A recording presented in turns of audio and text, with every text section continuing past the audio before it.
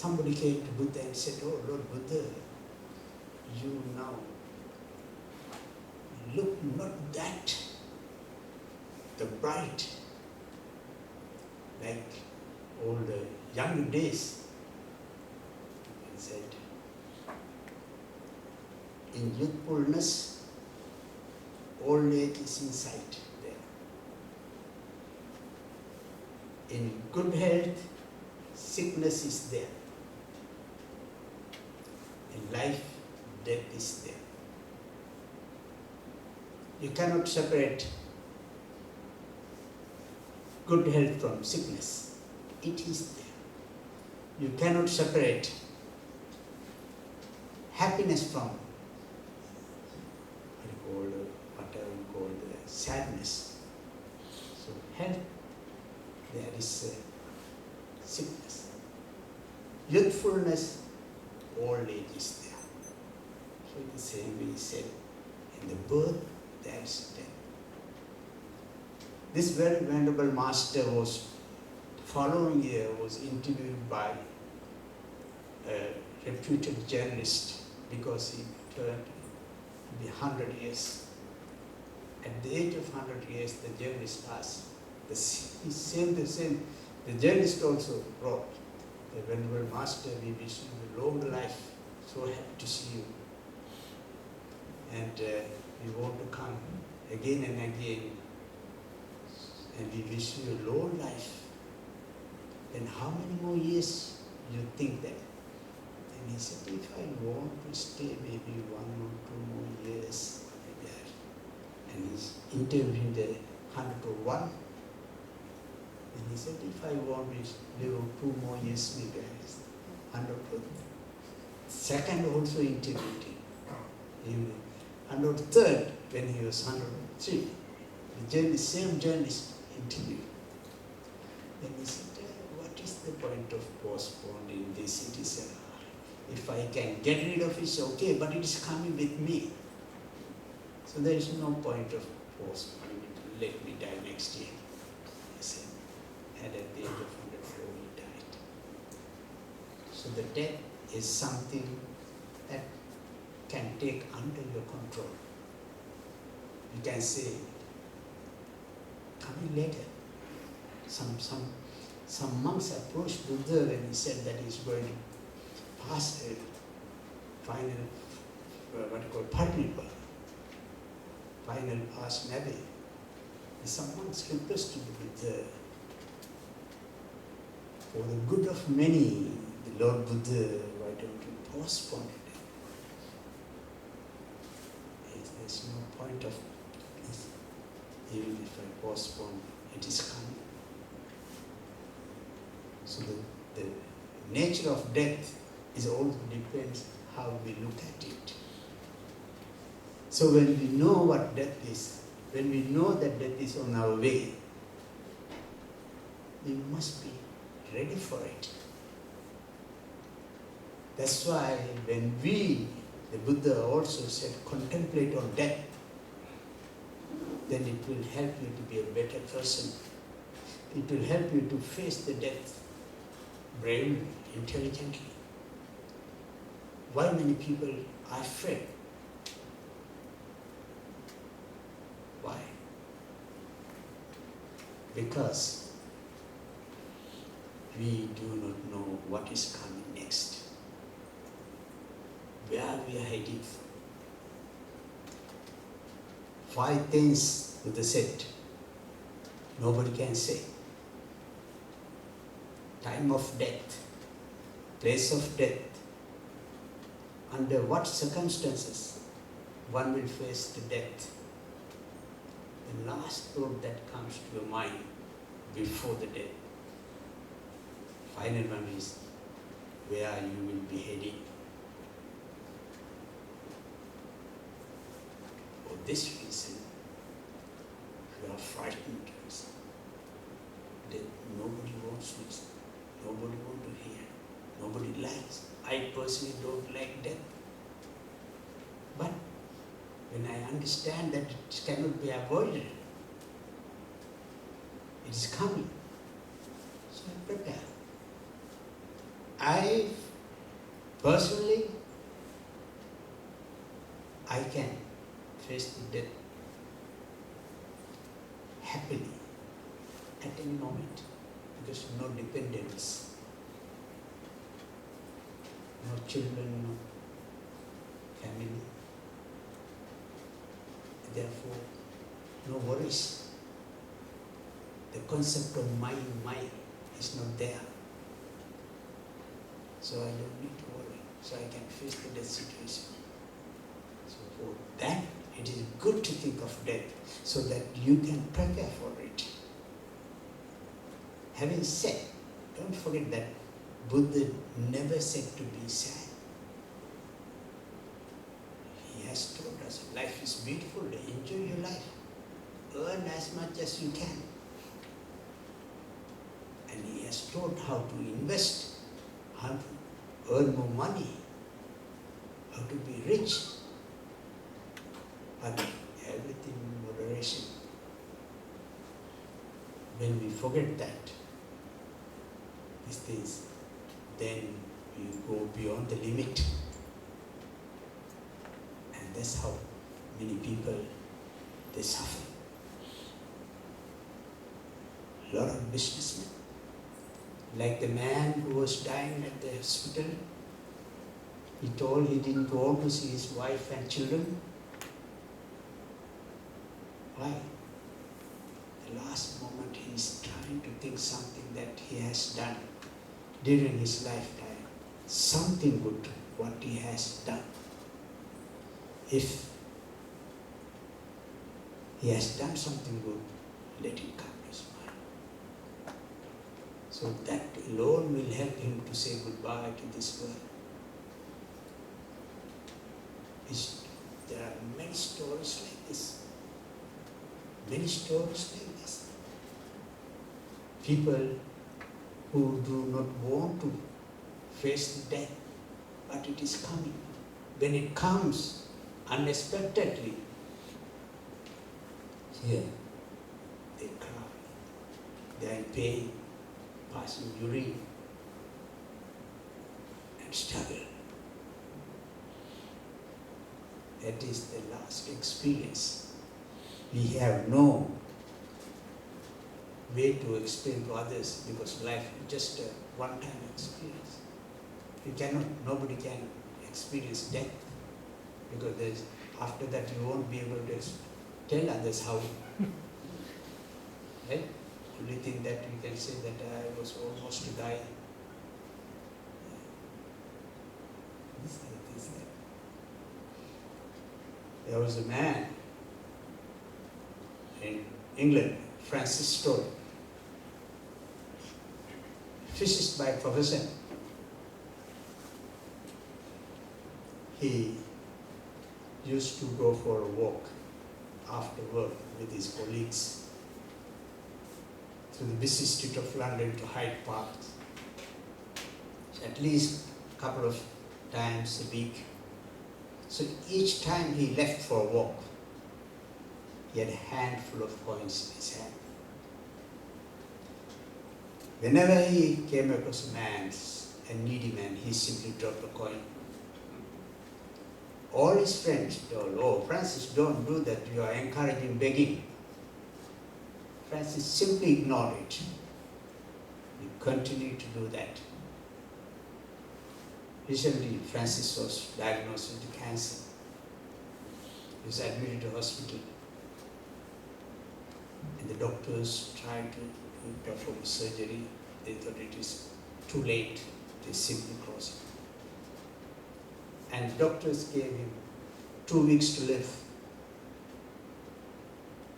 Then Francis was laying down in his ward. And at that time, he asked the nurse to give him a piece of paper.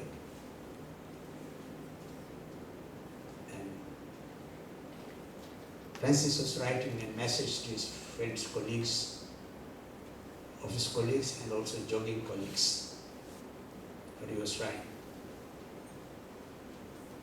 to Michael, Wilson, Byrne. Doctors have diagnosed with cancer. And they have given me 2 weeks to live, but I do know my physical condition. I don't think that I will live at least in the 24 hours. At this time, I'm trying to think of something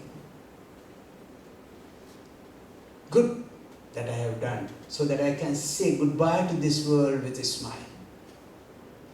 At this moment, nothing comes to my mind, but I do remember a coin that dropped, that something that generous practice. That's the only thing that comes to my mind at this time, so that I can say goodbye to this world. Right? Do good, be good. And do good, be good was another word from Buddha. Buddha's final advice was final piece. Somebody came to Buddha and asked, if you could summarize your whole teaching in 1 or 2 lines. The Buddha said, Sabba papa sakarana kusala sukha sampada sachitta pariyodapana etam buddhana sasana. To do good and avoid bad, to please your mind. This is the teaching of the Buddha. That's what he had to say. All these rich, wealthy people,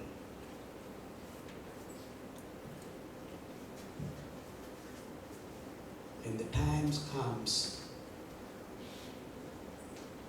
not their wealth, not their properties, not their families going to be helpful,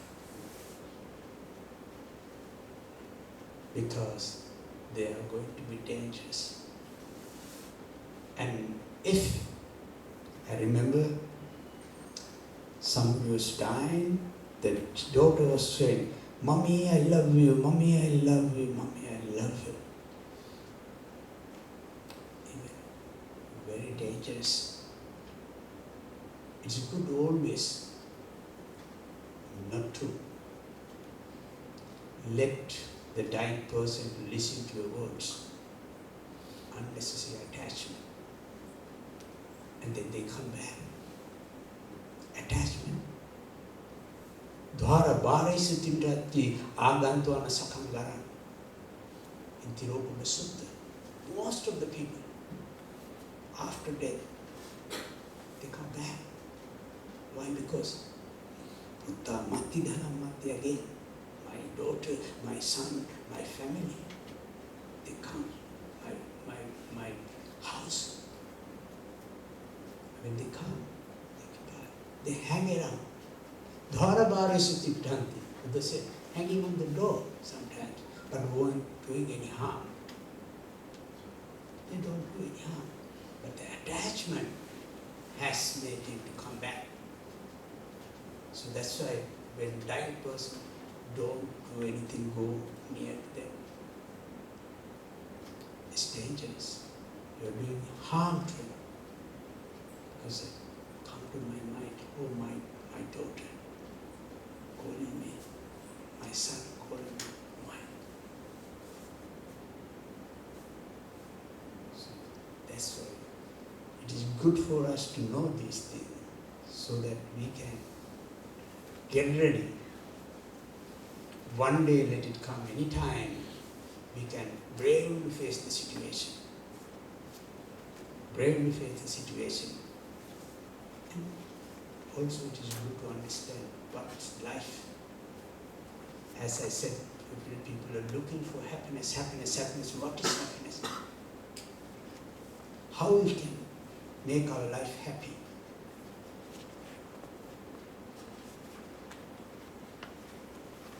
One time, somebody came to me there, and he said that many people I see, they are rich, they are poor, they are ugly, they are beautiful, they are intelligent, they are foolish, vast difference. Isn't this the fault of the creation the God has with the simply said, Kamman Satte Vibhajati, just two lines. Kamman Satte Vibhajati. That is the kamma that divides the people into different categories. If you do good, it follows you. If you do bad, it follows you. And there is no escape. You are your master. There is nobody to reward you. There is nobody to punish you. You are your master. Attanavakatan kammang attana sankilisati. Whatever you do, whether it is good or bad, your responsibility. Suddhi asuddhi pachattam nanyu manyam siddhi. There is nobody to reward you, nobody to punish you. And this is what the Buddha's a unique teaching. This word alone is sufficient for the rest of the world to follow and be good. Prepare our life. And this is what is happening in many parts of the world now. They want to look for teaching that will find the solution for this ongoing death, birth. We talk about the death, we talk about birth, death. But the Buddha he went one step further. What's that? From birth to death, he went from death to deathlessness. Death, birth to death, death to deathlessness. And now some people are even questioning how this rebirth is taking place. Still, many people in the world, they are questioning. But at the same time, those parts of the world, there are certain research some people, some scientists have done. A remarkable outcome. Recently, one writer, he wrote a book that is, it was Life Before Life. I think it's a nice story there. Said, one young girl, she was attending to his uncle who is very sick. And she's attending, taking care of his uncle who's in the deathbed most probably. She has been attending his uncle. So one day, this uncle who said, my dear niece, you have been so nice to me. You have been taking care of me so nice. Maybe I'll be born as your baby. Then the niece said, oh, uncle, are you in half sleep or what is happening? No, not telling. I'm telling you, I want to be your son or daughter because I want to pay you back. And this girl said, uncle, I'm not yet even married. But I tell you, I'm going to be born as your child. Then, curiosity, the niece said, how do I know that you? He difficultly raised his hands and said, do you see this? Look at this, the big 3 red birthmarks. And this uncle died. 18 months after, this girl, niece got married, and she was given birth to a child at the hospital. The doctor got the baby and placed it on the chest. And she was so happy, but she was just, because it, in her mind, that what his uncle said, she simply raised the hands of the baby and said, these 3 red birthmarks. Oh, it was a question for her. whether I am hugging my uncle or whether I am hugging my newborn baby.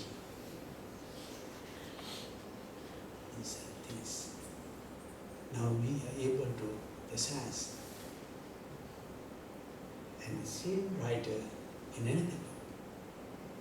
There's another, a poor lady who has one child and now she's pregnant. This one child, he died. Very miserable condition. And few weeks after she's giving birth, they're exactly the same features, everything, this new baby. It looks like as if again the same baby was born. All the finger marks and certain marks, everything was the same. This is what we said, kammakkaya ayukkaya. At the end of the karma, like the lifespan. You were born, but you are not fortunate to live more than 10, 15 years. She died. But she was born again because kammakkaya, ayukkaya, the lifespan finished, so she died. Now she was born again, also to suffer the same suffering. She has to pay back the suffering. Now she was born again to the same mother, same miserable condition.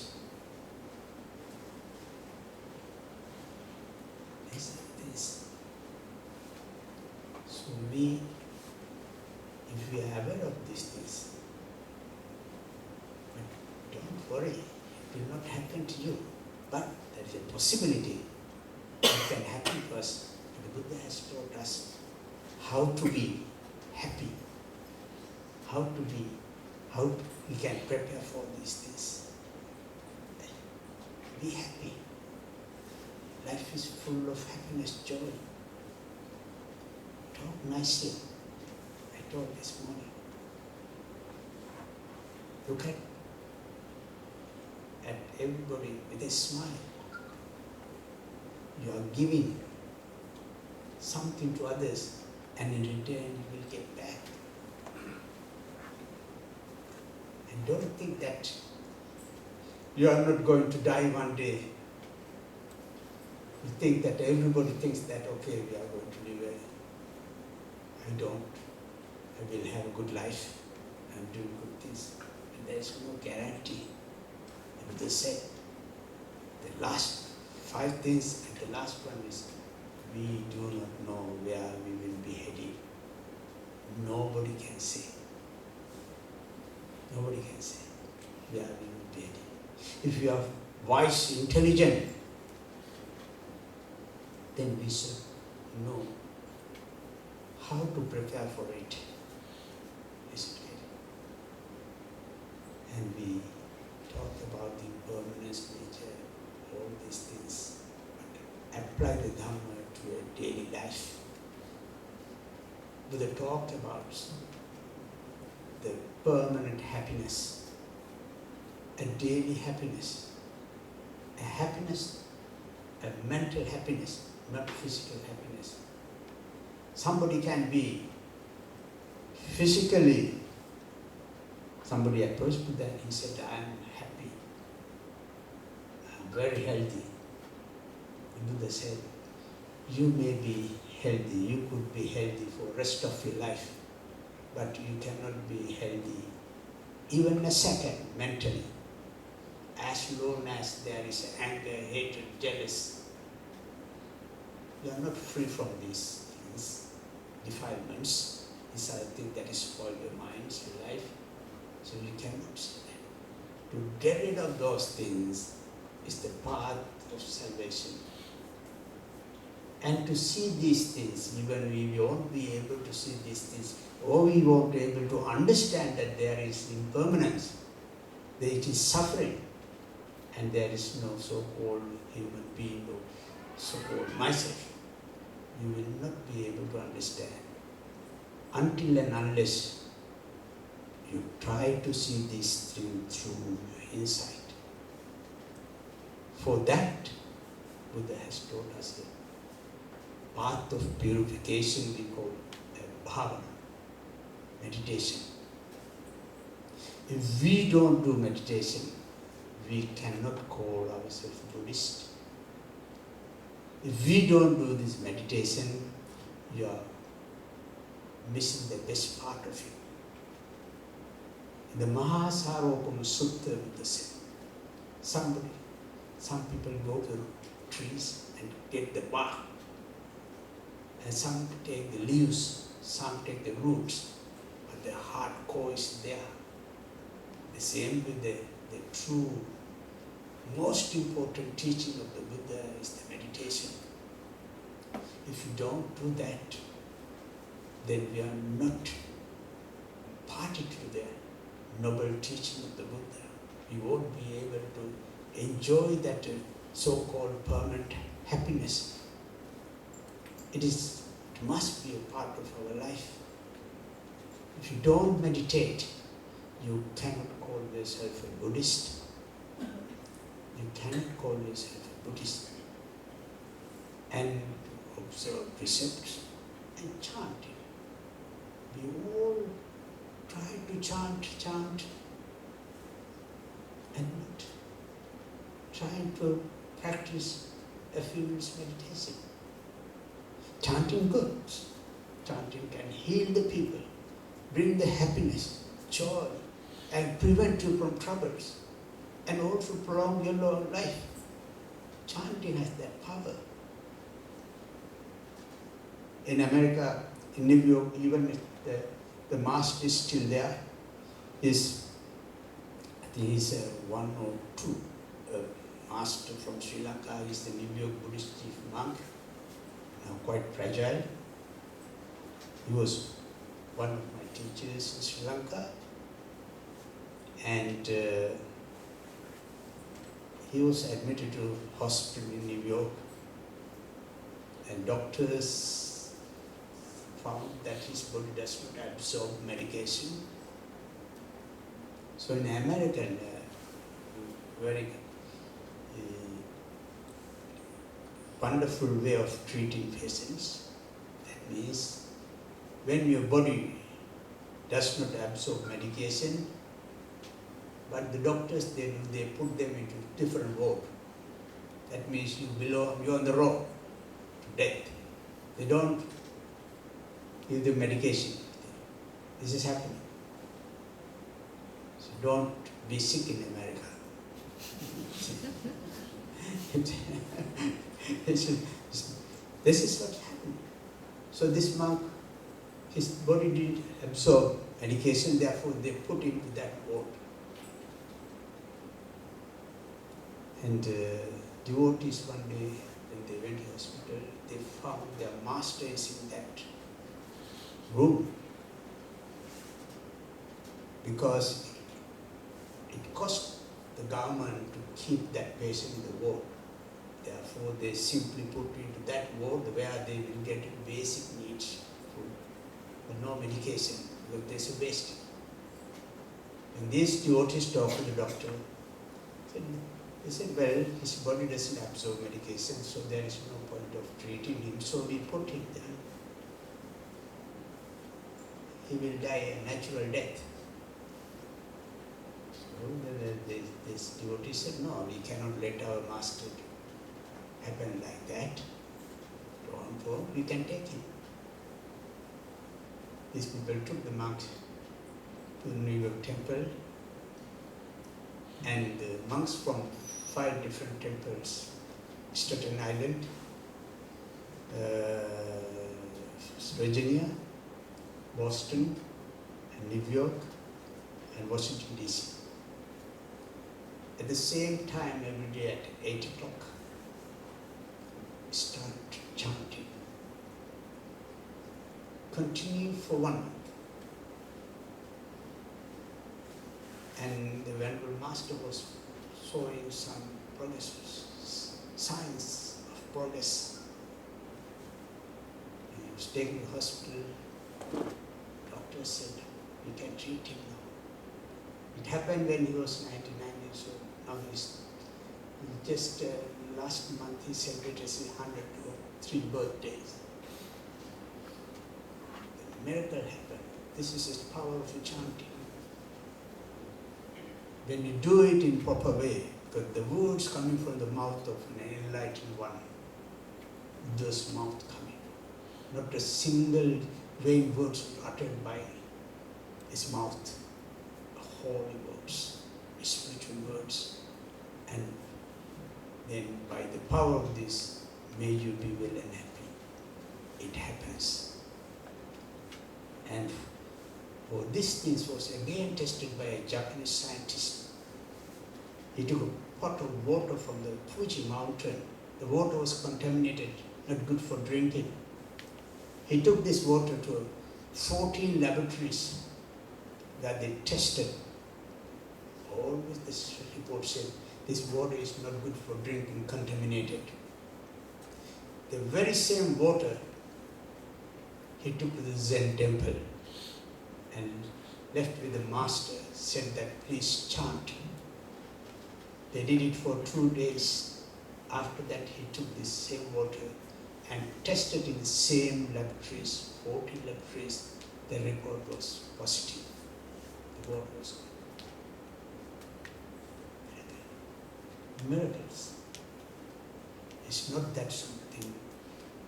We can always get the blessings of the Buddha's words. You chant something, you wish something, and then it comes. By the power of this, may I be well and happy. By the power of this, may my family be well and happy. By the power of this, may my friends be well and happy. You will be happy, your family will be happy, your house become a nice place to live in, and your friends will be happy. This is the power of the chanting. But chanting is not enough. Buddha said, go further and practice meditation. One time one monk came and was paying respect to Buddha, and Buddha looked at him, but he was hiding his face in the corner. The Buddha noticed again, then he was hiding his face. But then he called this monk, his name was Vakali. Vakali, what's you doing? He said, Buddha, oh, your face is so peaceful, serene, and it gives me joy, happiness when you look at your face. At that time, Buddha said, Yoko Vakali, Kinte Vakali imina puti kayena dittina dhammene, Yoko Vakali dhammam passati somam passati. Vakali, if you want to see me, what is the use of looking at this dying, decaying, impermanent body? See my teaching, then you will see me. Your dhammam passati somam passati. One who sees my teaching, he will see me. So if you want to see the Buddha, practice the Dhamma, practice the meditation, then you will see. It's a few minutes a day. Just a few minutes a day would be the best thing for you to do. And that is the best. If you don't do that, you don't deserve the best of Buddha's teaching. At the Mahasaropama Sutta, he said some people, they go to find the core of a tree. They just get the bark of the tree, the leaves of the tree, but the core they don't even touch. So if you want to get the best of Buddha's teaching, try to apply the meditation. Do it daily. When you do that, you will begin to feel the peace coming through hands. Your physical body become calmer. Your words become calmer. Your appearance become pleasing. And you will be a peaceful person, peace giver, joy giver. It's not given by something, but it is as a result of your practice. practice meditation, then it becomes routine. It's spontaneous, it comes to mind that I should do this. If you don't do that, na bhagava hoti, that Buddha said, na bhagava, you are not part of Buddha's teaching if you don't do this. So it's a good thing to, when you retire from daily life, daily, just take few minutes a day. Doesn't matter whether you are in a short pant or whether you are without a shirt. Whenever you should, just sit cross-legged and try to see, control your mind. Then you will see who you are. You will see you are. First time you may not succeed. So you will give it up. Second, don't try. Third, don't try. But at least there's a wish, the will to do that. Then proceed, continue. Then you will be able to concentrate for a few seconds. That's a great progress. That progress is what you call achievement. Kammaru rajataseva thoka thokam kami kami. The Buddha said, all this effort you must do to tame in your mind, thoka thokam kami, little by little, gradually. Vayamete purusho yavattasya sampada. One should not give up until one achieves, reaches its goal. So this is it. I promise you, I guarantee you, ekayano ayam bhikkhave maggo satthanam visuddhya. This is the only way for the purification and joy and happiness, permanent happiness of human beings. This path, I promise you, you follow it. I have experienced, I have tread that path. You follow, I guarantee you, it is there. Then no teacher, no religious teacher in the history of religion that you can find such a teacher who has given the guidelines, directions. Follow me, I guarantee you. I have walked that path. So it is the appeal from the Buddha. And today I am appealing you to do that. And before ending the Dhamma sermon, I want to know that today the people this month, just last month it was the month of remembrance lost.